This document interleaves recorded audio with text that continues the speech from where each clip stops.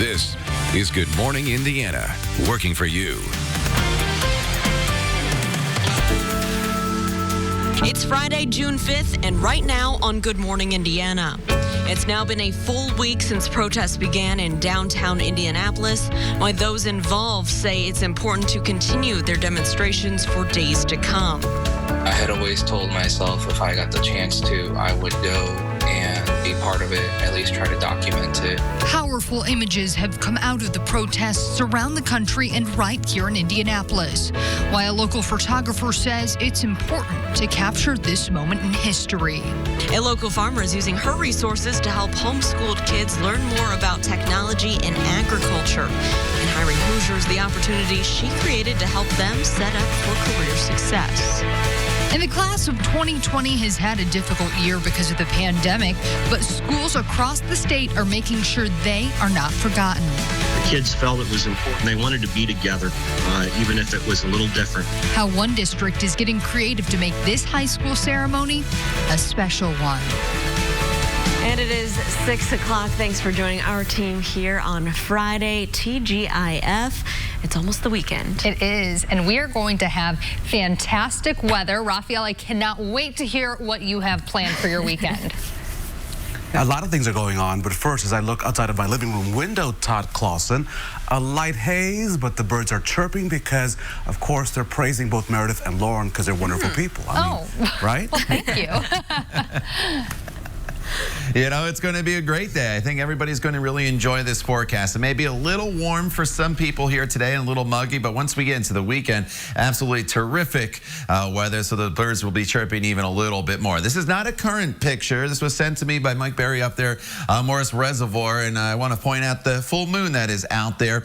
It's setting now, obviously, as you can see. This is looking off towards the west, but it was spectacular earlier this morning, if you saw. So thanks to Mike and Morse Lake Weather for sending that picture to me. And of course, you can always check out his live camera there at morselakeweather.com. All right, outside right now, visibility. And you mentioned Raphael, or you heard mentioned the haze that's out there. It's a little thicker, the fog and the haze in some spots than others, but we'll burn that off pretty quickly this morning with the sun coming up and a mainly clear sky. 60s for temperatures right now. As we go throughout the day, upper 80s, a little humid, some spot storms possible later on today, but overall, it's a decent Friday and even a better weekend forecast, as I mentioned. More on that in just a few minutes. All right, Todd, thank you. It is 6:03, and let's get a check of traffic. So you're heading out on the roads this Friday. Here's a look in the downtown area, I-65 and I-70 at the north split.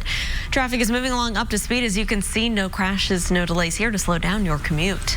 A seventh day of demonstrations continued overnight in Indianapolis. A small group sitting on the Soldiers and Sailors Monument and Monument Circle and talking with officers about the change they're fighting for. During the day, a smaller group of protesters occupied the circle and walked to Mass Ave. Our Alyssa Donovan is live at the circle this morning, where a few protesters, as we mentioned, were still out there early this morning. They are not giving up this fight, Alyssa. That's right, Meredith. It was just about 10 to 15 people out here. They had a megaphone. They were leading chants. They had climbed up onto the monument here, the Soldiers and Sailors Monument, to spread their message and continue this morning. Now, they've just dispersed in the past hour or so here, so things have quieted down for now, but we are expecting more protests later today and into the weekend. Indianapolis Fire Department shared video with us of about those 10 to 15 protesters that stood their ground overnight here at Monument Circle. Keep in mind that curfew that we did have in place a few nights this week had been lifted, so these protesters were not breaking any rules, just peacefully continuing to share their message. The overnight group, a continuation of protests that took place on Thursday afternoon and evening. Protesters on Thursday marched from the Circle to the State House and over to Mass Avenue. Protests in Minneapolis over George Floyd have fueled much of these local protests, but we spoke to one of the organizers who says this is also about Dre'Jon Reed. He wants to continue protesting on behalf of Reed and his family. I'm letting them know exactly what his mother wants, what her demands are, and keeping that before people, reminding people of that, but also reminding them of what that mother had to go through. No mother should have to do that, no parent, period. But we've got to make sure that the message is clear. IMPD must tell the truth. And we've learned that protests will continue today. Protesters are set to meet at Northwest District headquarters at 4 o'clock this afternoon. That's where the officer involved in the Drejon Reed case would have reported to after the shooting. Now, Mayor Joe Hogsett has indicated that curfew that was in effect earlier this week will likely go back into effect and be reinstated tonight and Saturday night. We're expecting to hear more from the mayor later today on plans for this weekend, as we are expecting more protests to continue. Reporting live, Alyssa Donovan, RTV6.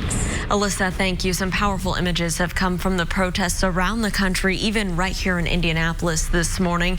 So we're putting the spotlight on a local photographer who captured these moments. Alexander Mazabel is typically a portrait photographer, but he got out of his comfort zone to document the protests in downtown Indy. While taking the photos, he says he was tear gassed at least 6 times.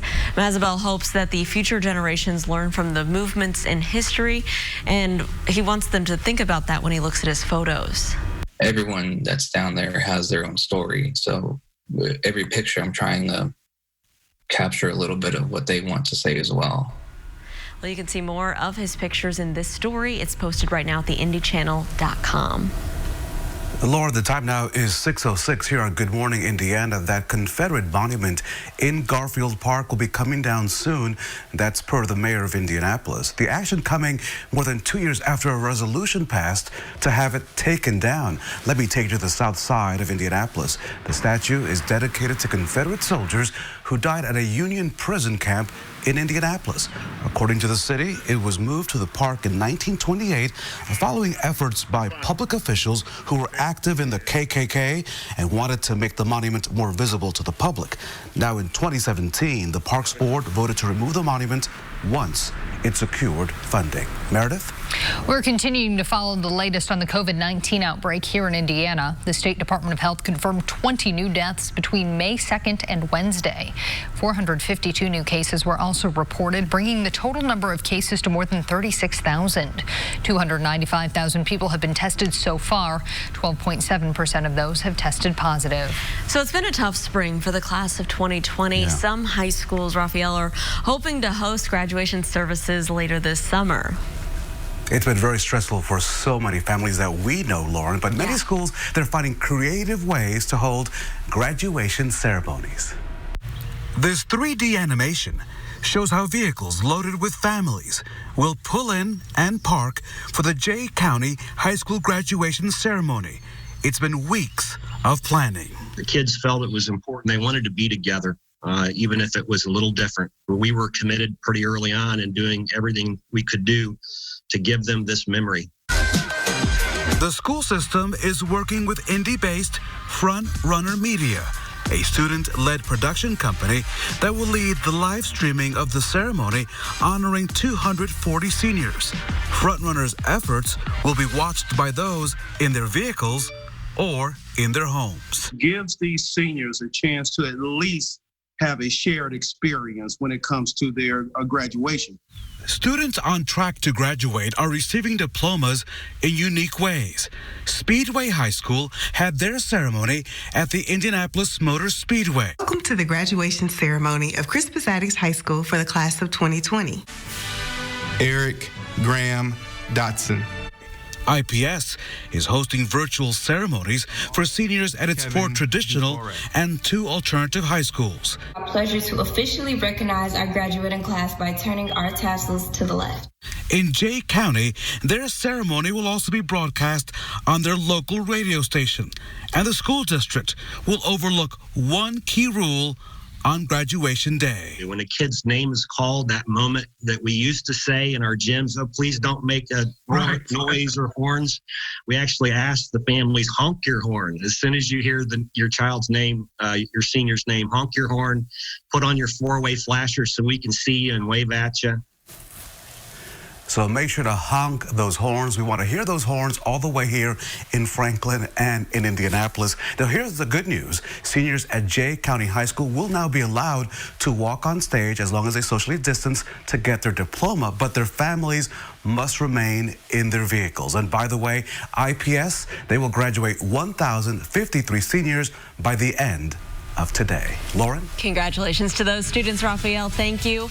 Well, homeschool students have a new opportunity to learn about agriculture and technology. In Hiring Hoosiers, I'll show you how a local farmer is using her own resources to help them out. Todd. And Lauren, sunrise officially in 8 minutes here across central Indiana. But as you can see, the sky's already starting to brighten. A little band of some fog here at ground level, but you can see plenty of blue sky. The sun will burn off that fog and we'll be left with a pretty nice but warm and muggy day for us on this Friday. We'll talk about today and the new air mass that's in place starting tomorrow coming up in your Storm Team 6 forecast. The time now is 6:10. You're watching Good Morning Indiana right here on RTV6.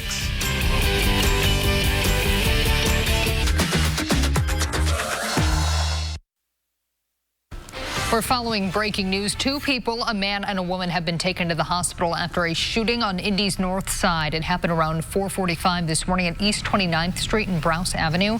One victim is in critical condition. The other is stable. Not many details are known at this time. We will continue to update you as we learn more. Hiring Hoosiers, our initiative here at RTV6 to connect you to jobs and training programs. And one of the things we always look for are programs that will prepare students, Lauren, for the jobs of the future after, right, they graduate from high school. Yeah, so during the health pandemic, a lot of Hoosier students, Raphael, they're wrapping up the school year from home. Yeah.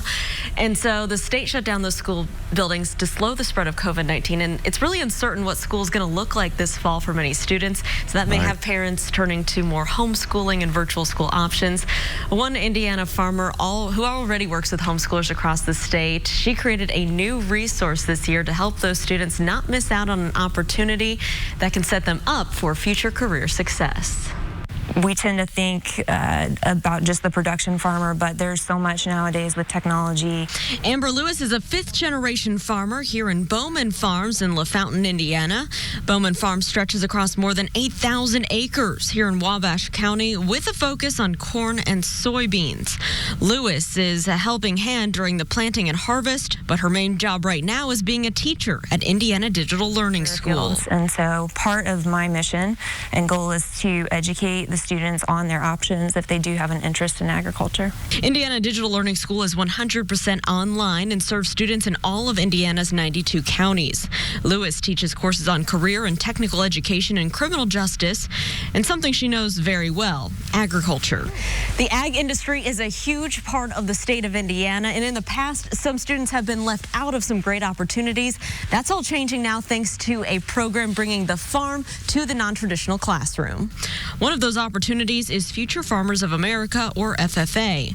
The organization that promotes and supports leadership and agricultural education has chapters, and you must attend the chapter at your respective school. And that stipulation leaves out homeschoolers. So Lewis was approached to start a digital chapter for Indiana Digital Learning School. This past semester was the first time for their virtual chapter of 40 members from all corners of the state. So we're getting the kids ready now in high school for their future aspirations, including now 11th grader Emily Starr, who is the vice president of the new chapter. To be a part of FFA for me is for the leadership. Starr has been homeschooled since 2nd grade and does 4-H. She tells me they are actively recruiting more students for their chapter. So we've done little competitions over the internet for the school. We've done a coloring contest for the elementary school using farm scenes. And now in the age of this new normal with the coronavirus, Lewis says taking school activities online may be less of a foreign concept. Engaging online through contests, promoting community service where the students are at. As a family farmer, she knows FFA helps students stand out amongst their peers. When we're looking for future employees, these FFA members are setting a high bar for other students and future competition that they're going to compete against to get that job. So this chapter, again, is for students who attend Indiana Digital Learning School. But you can live anywhere in the state and join this chapter if you're part of that school. So it's for students 7th through 12th grade. If you're currently an FFA member and you choose to switch to virtual school due to the pandemic or any other reason, you won't be able to continue with your current chapter, but you can now join theirs. If you want to learn more about this new digital chapter for FFA, for your homeschooler, we have more information under this story. It's at our website, hiringhoosiers.com. The time now is 6:17. It's Friday, so let's check in with Todd. Hey, TK. Yeah, we made it to the end of the week here, Lauren. We started off great with a nice, comfortable air mass and temperatures in the 80s. And we kind of built in the humidity and the storms midweek. And we're going to end it here with a cold front later on today. And that cold front could bring a few spotty storms, but nothing major. Live look this morning from downtown to the north. And you notice a very thin little layer of fog still as you look closer to ground level. But with all the blue sky and now the sun officially up on the horizon. In fact, 6:18 right now is the official sunrise. We'll burn any fog that is out there off very, very quickly this morning, and we'll be left with a sun-filled start to this Friday. Now, temperatures are sitting in the 60s, 67 in Indy as well as Bloomington, 66 in Lafayette. And in around the metro area, temperatures are hovering right around 67 to 68 degrees. So it's a mild start. It's a little muggy, and our temperatures will warm quite quickly throughout the course of the morning hours with all the sunshine. You notice just a little more in the way of cloud cover there from Lafayette up towards the Peru area. But again, the sun will burn a lot of that off. Now, the storms are off to our west here. You notice almost 3 little clusters of storms, and that is the cold front that has to make its way through central Indiana later on this afternoon and into the evening hours. Now, TrueCast, it's future radar. It's not really picking up on the storms as they make their way through. But I think there's just enough humidity and heat and instability out there that there will likely be some storms that move through the area. They should go through very quickly. We're not expecting any severe weather. So if you do have outdoor plans, I would not cancel them. I'm going golfing this afternoon. But just know that there will be the chance of a spot storm or two that has to stroll through the area to get the more refreshing air mass for the weekend in place. Highs today, as you saw there, will be climbing all the way up into the mid to upper 80s. Wouldn't be shocked if some locations get to 90 degrees. Now, the weekend forecast, while the temperatures are still on the warm side and above normal at 85 on Saturday and 82 on Sunday, look at the text there next to the 85. Lower humidity. It's going to be a much more comfortable air mass that's going to be working its way in overnight tonight. Saturday may start with a little bit of cloud cover, then mostly sunny in the afternoon. Sunday is completely sunny with a temperature of 82 degrees and low humidity. And still on Monday, the humidity is low at 88, but then the humidity comes way up on Tuesday and Wednesday. That's because the tropical storm Cristobal, which is down in the Gulf of Mexico, that is going to be making its way into our area. It's going to bring the heat and humidity with it. And depending on the track, we may have to take those showers out of the forecast or add more in. Right now, the track's just off to our west, so we'll just keep the chance of a few scattered storms, Lauren, in the forecast. Todd, thank you. Sounds like great weather for a bike ride. And for the first time in its history, the American Diabetes Association will host a virtual Tour de Cure. The event is tomorrow morning and will be on Facebook Live. Our Kelsey Anderson joins us this morning with a look at the virtual event and how one team is working to be the #1 fundraiser. Well, if you look at the Tour de Cure homepage, you will see that Team Indy Kappa is the #1 fundraiser in Indiana for their category, and they hope to keep it that way through Saturday using a little friendly competition. Their captain, Derek Jackson, says he keeps his team motivated by letting them know not only where they stand against other teams, but where they stand against each other. He says he believes that motivation is the reason they're on top right now. The ADA gives out awards for people who meet fundraising milestones, but members of Team Indy Kappa say that's not why they do it. Well, it's just a great organization. We try to do the best for the community that we can, and I encourage everybody to join it. And we want to end diabetes throughout the nation, throughout the world, and we can just try to do our small part to help with that cause. Their team plans on participating by biking 23 miles on Saturday. They say they won't be racing, just pedaling and remembering the reason they're out there. Even though the event is tomorrow, it's not too late for you to sign up, or you can still donate, and I'm sure Team Indy Kappa would appreciate a donation to their team. For more information on how you can get involved, head over to theindychannel.com. I'm Kelsey Anderson, RTV6. Kelsey, thank you. The coronavirus pandemic has taken a toll on weddings this year, with many couples having to postpone their special day. Coming up, why it's tough to make new arrangements or get a refund so you don't waste your money. In light of Kelsey's great report you just heard, did you know in Indiana, the American Diabetes Association handled 50 discrimination cases for people with diabetes in 2019? RTV6 is a proud partner of this year's American Diabetes Association's Indiana Tour de Cure, and this year it's happening tomorrow, June the 6th, all virtual. So we encourage everyone to get active by either walking, running, or cycling. A big good morning to Plainfield, Peru, and Pendleton. As we take a live look, it's a little hazy in the capital city this morning. Thank you for starting your day with Good Morning, Indiana. We are Value City Furniture. It is 6:25. It is time to talk about what is trending at 6. So, Raphael and Meredith, it seems like everything has to do with the coronavirus these days. We can't get away from talking about it, right? So even in the racing world, the novel coronavirus is inspiring some names. A horse named Fauci, named for the infectious disease expert Dr. Anthony Fauci, came in second at New York's Belmont Park this weekend. Fauci isn't the only COVID-themed name. Social distancing, flatten the curve, and shelter in place have also been registered names for horses. There you go. All right, yesterday we showed you... My money's on Fauci. Okay. My money's on Fauci. Well, yesterday, you might want to spend your money on this, Raphael. We showed you some foot fashion yesterday for social distancing. Take a look at this. As more places reopen across Europe, owners are finding creative ways to keep their guests socially distanced.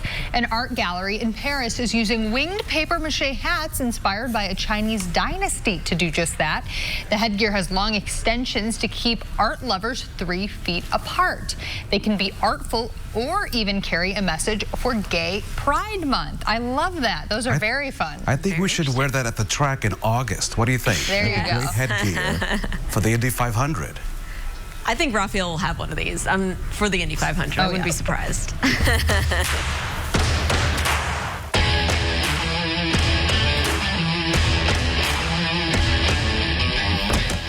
And a big shout out today to the nurses at St. Vincent Hospital in Indianapolis. These pictures taken during Nurses Week last month. During their break, they could take a selfie. The theme of the selfie station, let your smile change your world. Don't let the world change your smile. And we have big smiles for all the work that all nurses and first responders have done during this pandemic. A big thank you to them. And Todd Clausen, hopefully we'll be smiling with your weekend forecast. You know, I think we will, Raphael. It's going to be terrific for Saturday and Sunday. Get those outdoor plans in the books right now. Today, maybe a little warmer and a little muggy for some of you, but overall, it's a decent day. Starting off with a little bit of haze out there and some patchy fog that is going to burn off pretty quickly now this morning. With warm and muggy conditions, our temperatures quickly get up into the low 80s by the noon hour. And then there's just the chance of a spot storm later on this afternoon. It's probably about a 20 to 30% chance of a storm or two making its way through your neighborhood. Should be very isolated, so don't cancel those plans if you do have them outdoors because of the storm threat. The bigger issue, the heat. As you can see, some locations get to 90 degrees today, but when you factor in the humidity, everybody is going to feel like it's in the low 90s, so drink plenty of water. All right, Todd, thank you. Well, the pandemic has really taken a toll on spring and summer weddings, and now it's creating a financial toll for many families. Consumer reporter John Matteries looks into why it's so hard to get a refund so you don't waste your money. A wedding is supposed to be the most beautiful day in a young couple's life. But for thousands of couples this year, it's turned into a nightmare because they've had to cancel and can't get a refund. Christina Finley's dream wedding was May 30th until COVID-19 and the governor said no. But despite a state shutdown of big events, Mom Becky says her daughter can't get her money back. She asked for a refund, and she said that actually my daughter owed her the second half of the payment. The wedding venue still has their $2,500 deposit, half the total cost. It offered new dates for next year, but Becky's daughter does not want to wait. All the invitations, everything had that date on it. When it comes to weddings and other events, every center has different rules regarding refunds. Some will give a bride a refund if there's no other option. And I just believe in karma. I believe in good. Drew Hester says unlike many other halls, he has given full refunds to brides and took the financial hit. The emotional loss has been awful. To plan this and then all of a sudden they can't do it. So they're devastated. So I'm not on top of that going to say, And by the way, you lost $1,500. Sorry. But many wedding contracts don't allow refunds. Forbes magazine says request a refund as soon as possible or ask for a discount for a smaller gathering. No, then dispute the charge through your credit card. Finally, contact a lawyer. It's what every little girl dreams of, you know, and it's just all fell apart. One other option, some event centers have an outdoor space where you can move everything outside and still have your dream wedding so you don't waste your money. I'm John Batteries. Good morning, Indiana. This is Good Morning Indiana, working for you. Here's a look at your 6:30 news feed on this Friday morning. One person dead following a shooting on the city's north side. Police called to 30th Street and Central Avenue, this around 7:30 Thursday evening. A person with an apparent gunshot wound was taken to the hospital where he died. Metro Police are also investigating a shooting, leaving a teen fighting for their life. The shooting happened around 6:30 Thursday night near Raider Street and Edgemont Avenue on the west side. IMPD says the teen was taken to the hospital in critical condition after being shot in the head. More than 2 years after the Indianapolis Parks Board passed a resolution removing a Confederate monument, Mayor Joe Hunks says that will happen in the coming days. The statue in Garfield Park is dedicated to Confederate soldiers who died at a Union prison camp in Indianapolis. In 2017, the Parks Board voted to remove the monument once it secured funding. You could enjoy racing from the Indianapolis Motor Speedway on July 4th weekend, but just not in person. IMS announcing the Brickyard 400 and the Indy Grand Prix will return, but without fans in the stands. Officials say they could not be confident that spectators will be allowed in Marion County. If you bought tickets to either event, you'll be contacted by IMS for refund or credit options. Another major event will not happen this year, Raphael, and that's due to the pandemic. The Indiana State Fair announcing it is canceled. Organizers say key elements like vendors and partners fell through, so they had to make the difficult decision to cancel this traditional event. A modified 4-H livestock show will still be held at the State Fairgrounds in August. But for now, it is 6:32. We finally made it to Friday. Thanks for joining us on Good Morning Indiana. We want to check in with meteorologist Todd Clausen, but first we're going to check in with Rafael Sanchez down in Johnson County. You said the birds were chirping down there. Are they still singing to you on this Friday morning? They were singing to me only because they know I work with all of you, but of course on this hazy, humid day, it is hard to see the birds, Todd Clausen, but I can hear them. It's sticky outside when you walk out the door. You know, it really is. But today's the last day that we have to deal with this heat and humidity, Raphael. That is the good news. The nice, welcome, refreshing change heads our way, starting really late tonight and then carrying over into the course of the weekend. So we started this week off nice. We're ending it very muggy. As far as what do you need to grab before you go, we'll definitely have the sunglasses. We'll have that hazy sunshine, the sunscreen, and plenty of water today with high temperatures that'll be getting up close to 90 degrees. I did not highlight the umbrella despite the fact that there are some storm chances in the forecast. They're just very isolated later on this afternoon, so I do not see the need for you to carry that umbrella around all day long. Just know this afternoon there could be a stray storm that makes its way through the area. The live view from downtown to the north on the Weather Now camera network, you can see that we have the hazy sun, and there are the storms off to our west. It's part of a cold front, and that cold front is what is going to bring in the less humid air for the weekend. But to get that in, we have to go through again some scattered storms later on today. They should start to pop up here across central Indiana anywhere from 3 to 4 o'clock, and then they'll start to wane once the sun starts to set. So it's not an all-day thing, not expecting any severe weather. Before that cold front arrives, though, look at the temperatures all the way into the mid to upper 80s. I would not be surprised if we see some 90-degree temperatures here across central Indiana later on today. All right, Todd, thank you. Let's take a look at traffic right now on your roads. This is I-70 and Shadeland Avenue on the east side. You can see the sun rising here over central Indiana, and traffic is moving along smoothly in that area. We'll continue to monitor your commute throughout the morning and keep you updated on any delays. Raphael? The time now is 6:34 here on Good Morning Indiana, and we are following breaking news. Let me take you right now to the city's northeast side, where police are investigating a shooting that sent 2 people to the hospital. And here's what we know at this moment, and this information is fluid as this remains a developing story. The shooting involved a man and a woman. They were both rushed to the hospital. One of the victims, we're told, is in critical condition. The other is listed in stable. Our crew is on the way on the scene as well. Also reports a vehicle with multiple bullet holes. We are working to learn more on this breaking news situation. As soon as we receive an update, we will provide that on the RTV6 app as well during this newscast. Meredith? Protests continued in the Circle City for the 7th day in a row Thursday, and they're likely to continue through this weekend. Some of those protesters continuing to share their message into the early morning hours today. Our Alyssa Donovan is live at Monument Circle, where people dispersed just a few hours ago. Alyssa?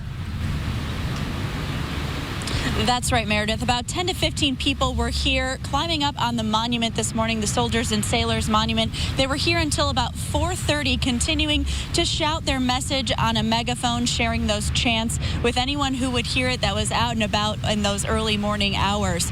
Indianapolis Fire Department came down here early this morning to check on those protesters, providing a ladder for them to safely get up and down off the monument. The overnight protest, a continuation of the peaceful march that took place yesterday.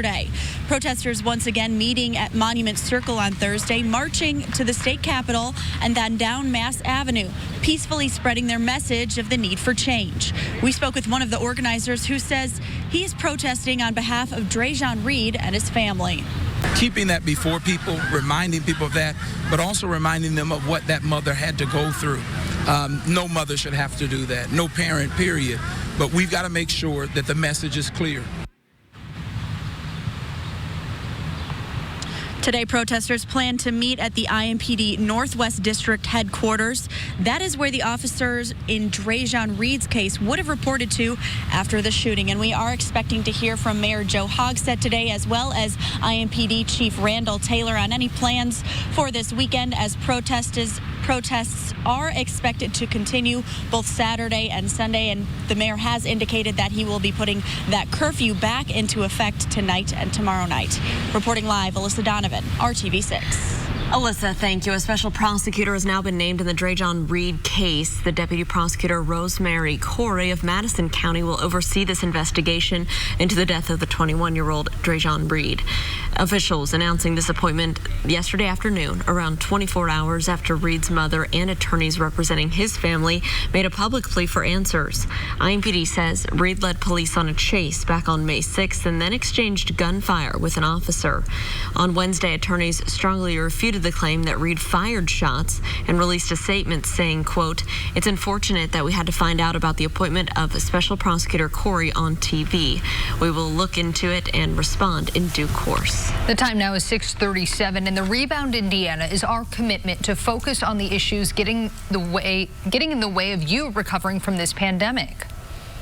And the issue of unemployment, Meredith, as you know, remains super big. New unemployment numbers show that thousands of Hoosiers are still seeking those critical benefits. And this morning, we're learning that more than 400 people are working on benefit cases that remain unpaid.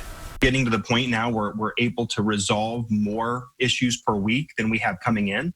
So you're starting to dig out a little bit from what we've experienced. But absolutely, there are some individuals that have been waiting. And we're continuing to work the oldest claims first, continuing to add people, continuing to expand responsibilities of staff that we've got, because again, we're determined to work through this, and we want to make sure that all Hoosiers are timely receiving benefits when they're eligible, and that's a real priority for us. Is there a common theme to the people that are still waiting? Are these people that were part of the gig economy? Were these people that did not work enough in the given time period? I mean, what is the common thread that is holding people back?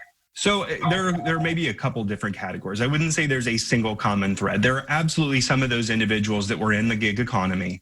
We'll consider that almost an entirely separate group, because as you know, that was a brand new program that we developed in response to a new congressional act. So we'll sort of consider that one group of issues. Again, even with that group, something like 85%, 86% were processed immediately and but then there's this other group of individuals that we have to work through to ensure that they're eligible for that federal act. In terms of the regular state benefits, most individuals that would have been waiting for that long of a period of time, most of them would have a separation issue on their claim, meaning that either they or their employer has indicated that they quit or were fired from a job.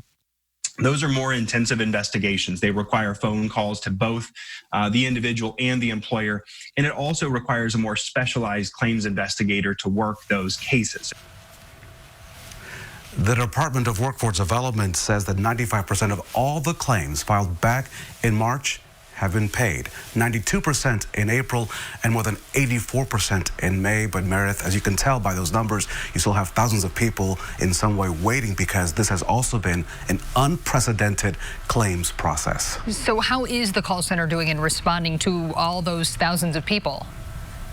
It's doing better, right? But it could use still a lot of improvement, and that's even per the Department of Workforce Development. So let me give you an idea. Initially, the average wait time when you call the call center was about 90 minutes. And remember, these calls are complicated, so they can't be answered in a minute or two. Now, when you call, it could take about 20 to 25 minutes when you call the call center. The best time to call? Thursday or Friday. Wait times are much longer at the beginning of the week. All right, some good advice there, Raphael. Thank you. And we have more on this story and how to navigate unemployment on our website, theindychannel.com. Well, an annual event raising awareness for diabetes will happen this weekend with some big changes. Just after the break, our Kelsey Anderson shows us how it'll work and how you can get involved. We'll be right back. Just search RTV6. For the first time in its history, the American Diabetes Association will host a virtual Tour de Cure. Our Kelsey Anderson joins us this morning with a look at how the virtual event and one team is working to be the top fundraiser. Even though the finish line looks different this year, the mission is still the same, raising awareness and money to hopefully one day find a cure for diabetes. It gives us a chance to maintain our own health and get caught up and have fun for a good cause. Derek Jackson and Steve Johnson are on Team Indy Kappa. Their fraternity has been involved in Tour de Cure for about 5 years. It started out as just wanting to keep their members healthy and participate in a good cause. And then it became something that we enjoyed, and it became more of a social event, plus to get out there and exercise and ride our bikes and ride it in a community event that would help the diabetes organizations. Right now, they are the #1 fundraising team, and they plan to keep it that way through Saturday. Jackson says they have friendly competitions within their own team and, of course, monitor how other teams are doing. So it's fun to look and see where they are and if we can stay ahead of them. And then there's a strategy. I can't tell you what it is because I know Team Red. Somebody may see it and go, oh, that's what they're doing. The ADA has rewards for fundraising milestones, but both men say the rewards aren't why they participate. The awards are great, but more than anything, it's about helping out the Diabetes Association. Their team plans on participating by biking 23 miles on Saturday. And of course, you can still get involved. It's not too late to sign up or make a donation to the Tour de Cure. And I'm sure Team Indy Kappa would appreciate a donation to their team. For more information on how to get involved, head over to theindychannel.com. I'm Kelsey Anderson, RTV6. All right, Kelsey, thank you. College football season, it's right around the corner. Just ahead this morning, the plan one university is making to put fans in the stands. Todd. And Lauren, it's all about the heat and humidity today in the forecast. That's the weather headline as temperatures will be climbing up into the 85 to 90 degree range. But big changes arrive just in time for the weekend. We'll talk about that forecast and also how Tropical Depression Cristobal will enter our forecast by the middle of next week coming up when Good Morning Indiana continues. The time now is 6:45. CERF.org. Purdue University says it has a plan for Boilermaker fans to return to Ross-Ade Stadium come this fall. The university says the stadium has a capacity of 57,000 people. Purdue's plan calls for a capacity of 15,000. Much of the plan will also depend on what the Big Ten Conference and the NCAA say surrounding spectators. Down in Bloomington, IU officials say they haven't quite made a decision on reduced capacity. Well, the Pacers and 21 other NBA teams will be back in action by the end of July, but the games will not be played at Bankers Life Fieldhouse. On Thursday, the NBA Board of Governors approved a plan to resume the season with 22 of the league's 30 teams taking part. All games will be played at Disney's Wide World Sports in Orlando without fans in the stands. All 22 teams, including the Pacers, will play 8 games to determine the playoff seeding. The playoffs would follow with the season ending in late September or in October.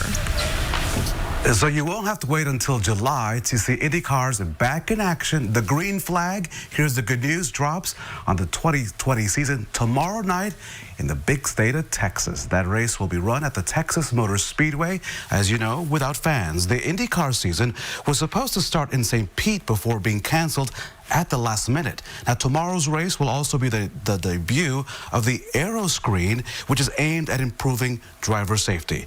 Crews will have nearly a month off before a double-header with NASCAR on the road course at Indianapolis Motor Speedway, right here in the hometown, again without fans. But this weekend, Todd Clausen will have many fans if, in fact, we have that amazing weekend forecast. Todd, will you deliver?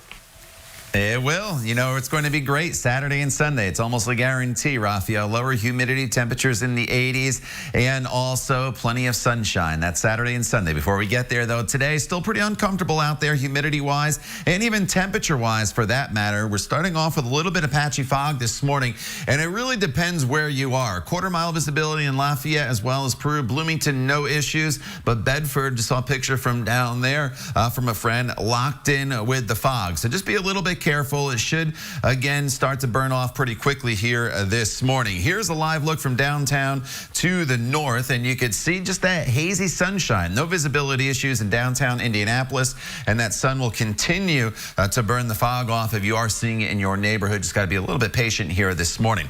Temperatures right now sit in the 60s anywhere you go. A pair of 6s in Lafayette as well as Indianapolis and Columbus. 67 in Bloomington, Castleton, Plainfield, Greenwood, 67 degrees as well in Edinburgh.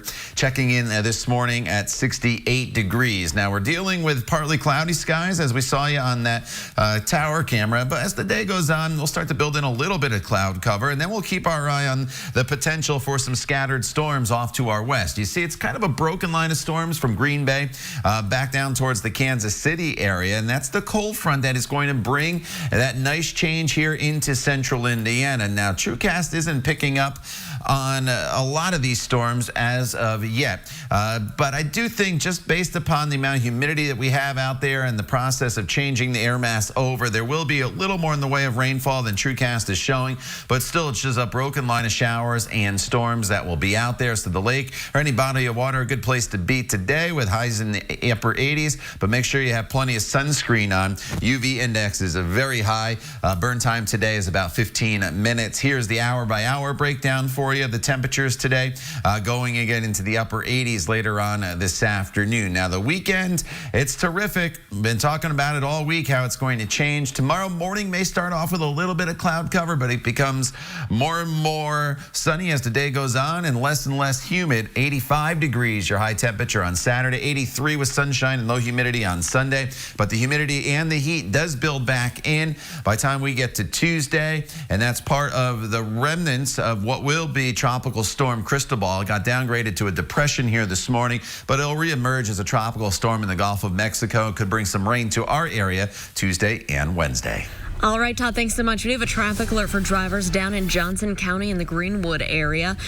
As you're traveling on the roads, maybe you're trying to get on I-65 and you normally are getting on a little south of this spot at County Line Road at Worthsville Road. Want to make you aware of a fire that is closing down Worthsville Road between US 31 and then Cheek Road a little east of that. This is at 84 Lumber. It's on the corner there of US 31 and Worthsville Road.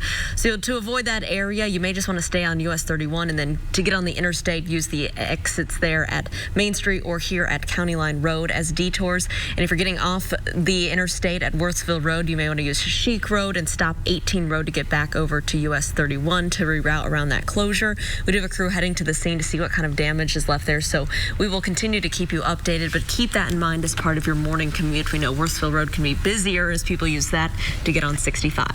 It is the end of another work week and time to highlight the good things happening in the world. Good News Friday is coming up next. Visit the Hiring Hoosiers job board. We have reached the end of a long week, and many of us are in need of a big smile this morning. Yeah, I think so. So it's the perfect time for the return of Good News Friday. And we start this morning with a local church doing what it can to help others. If you need a mask to help prevent the spread of COVID-19, a free giveaway is set for tomorrow. Overcoming Church on Columbia Avenue near Dr. Andrew J. Brown Avenue and 22nd Street will host the event. It starts at 11 a.m. You need to pre-register. A Monroe County police officer is being recognized for just going above and beyond the call of duty. Last week, Ellisville police officer John Newcomer came across a young woman on a call for service. While talking to the young woman, the officer learned she's an avid reader. So last night, Officer Newcomer returned to the young woman's home to bring her a new set of books. Thank you for his service going above and beyond. We do have more good news, though, today. Before we let you go, let's toss over to Todd and see what we can expect in the forecast. Yeah, it's hot and humid today with just a spot storm chance here as we get into the afternoon and evening hours. The good news is the weekend forecast. Lower humidity, still in the 80s, and plenty of sunshine. And we're back in 25 minutes and throughout Good Morning America. Have a great Friday.